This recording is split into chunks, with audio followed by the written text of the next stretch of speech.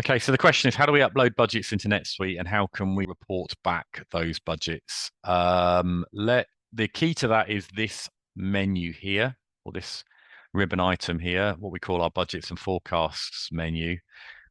Solution 7 has a mapping tool in it, so you can take a workbook and essentially map it onto NetSuite. I'll show you that in an example in a second. And then we have the ability to pick up that mapped workbook and upload the data back into NetSuite. So let me load up one of my existing demos. So here's a basic report. Now, from our perspective, a report and a budget template, they're the same thing. It's just a workbook with numbers in it. So you can, if your financial reports are good enough for collecting numbers and you want to send them out and ask people to overkey the values, you can. If you want to build brand new workbooks for budgeting, again, you can. The purpose of our budgeting functionality or our budgeting story, should I say, it's all based around what we call automation and the upload. I'm not going to go into automation in this particular session in too detail. We do have a webinar that's been previously recorded and where I go through automation and I go through the upload process in more detail. And I essentially walk you through an entire end-to-end budgeting process using Teams as like a storage mechanism for the different workbooks and so on. Let's focus, because this is the specific question, let's focus on how we upload budgets back into NetSuite. If you weren't using Solution 7, you'd have to take this workbook, you'd have to convert it into a CSV file, and then you could upload the CSV file back onto NetSuite. The challenge there is that if anyone starts changing any of these numbers for whatever reason, you've got to recreate that CSV file and you've got to re-upload it. As I said a second ago, we have a mapping engine and an upload engine. Let's have a look at the mapping engine.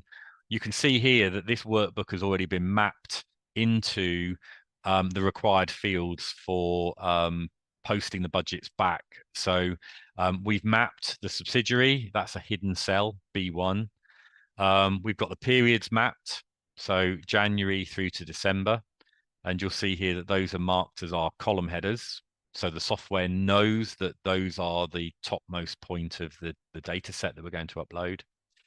We've got the GL codes down the left-hand side, and those are marked as our row headers. So again, the software knows that those are the leftmost fields we're going to be uploading.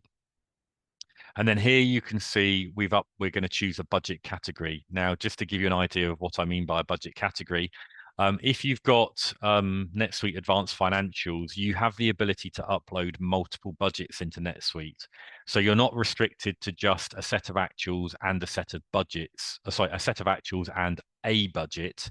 You can have a set of actuals and you can have as many defined budgets as you choose. So you could have a demo budget, you could have a work in progress budget, you could have a Q1, Q2, Q3 budget, which you could use as forecasts. You could have a forecast budget. It's entirely up to you how you name your different budgets so that you can do actual versus budget, budget versus forecast, Q1, Q2, Q3, and all the movements. And if you think about it, with those different versions of the budget, you can use those for modeling different what if scenarios, and you can have all of those what ifs loaded back into NetSuite.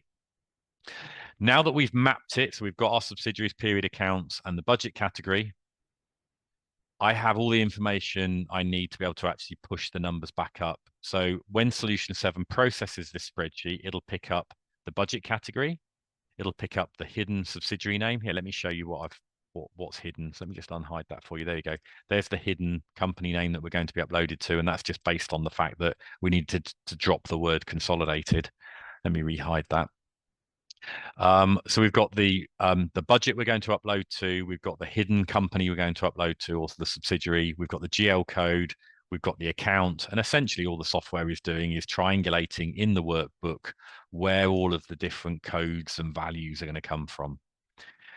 So uploading is as simple as saying upload into NetSuite, choose all of the sheets we want to upload, whether we want to upload values in hidden cells, click upload. We just confirm that you're uploading to the correct account and using the correct role. If you wanted to upload to Your sandbox, this is the point where we go, you are uploading to your sandbox and you do recognize what you're uploading to, just in case you decide to blow away all the budgets by mistake. Let's click on OK. We connect to NetSuite, we validate the chart, we validate the periods, we validate the company. We basically do an entire validation on the workbook, and then we just pick out all of the individuals value, all the individual values for you and push them up into NetSuite through its API. So this is a fairly simple upload. There's the fact that it either worked or failed. And as I say, you can take this basic principle of mapping workbooks and uploading individual workbooks. And if you build an automation process around it, you can even do an entire end-to-end budgeting cycle just using Excel, Solution 7, and maybe a bit of SharePoint or Google Maps to fill in some of the distribution elements to get those workbooks out to your users. Let's have a look and see what we just uploaded. And there you go. They're the numbers in NetSuite. How do we now pull those numbers back out again? Well, typically what you would do is you would use one of our balance functions. You can see here this report was built using the abal functions. Let me just give you an example of doing the same, but using a bud function. So I'm going to pull out the 4000 code. I'll do it for, again, Jan 2023. And again, just to fill in the gaps for anyone, we have these functions, abal, nbal, tbal. They all start NSGL because we're pulling from NetSuite's GL functionality. Abal returns an account balance by the account number. Nbal returns the account balance by the name of the account. Tbal does it on the account type. As I say to everyone, there's only 3 formulas you need to remember, or 3 functions you need to remember. Although you'll see if I click here, there's function after function after function after function. But you'll see they all end in either abal, nbal, tbal, abud, nbud, tbud.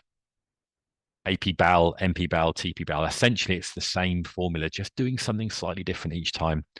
So that particular spreadsheet was built using the abal function. So I'm going to use the abud function to pull that budget number back out. It's just a regular old Excel formula. Let's pull in the subsidiary. Let's pull in the budget. And I think we uploaded it to the demo budget. So let's pull in the demo budget. For the account, I'm going to reference our 4000 code. For the period, it was, let's go Jan 2023. Click OK. Fingers crossed. We should get a number out. There we go. And because that was just taking it from here, 3.494. I was expecting that number to be 3.494. It's not. Don't know why that's different. There must be a good reason behind it, but there we go. We've pulled out that number. And in fact, we can figure out where that value's come from because we can drill down to the detail. So let's try and understand why that's come out slightly different. Let's drill down by class and just see if that's a red herring.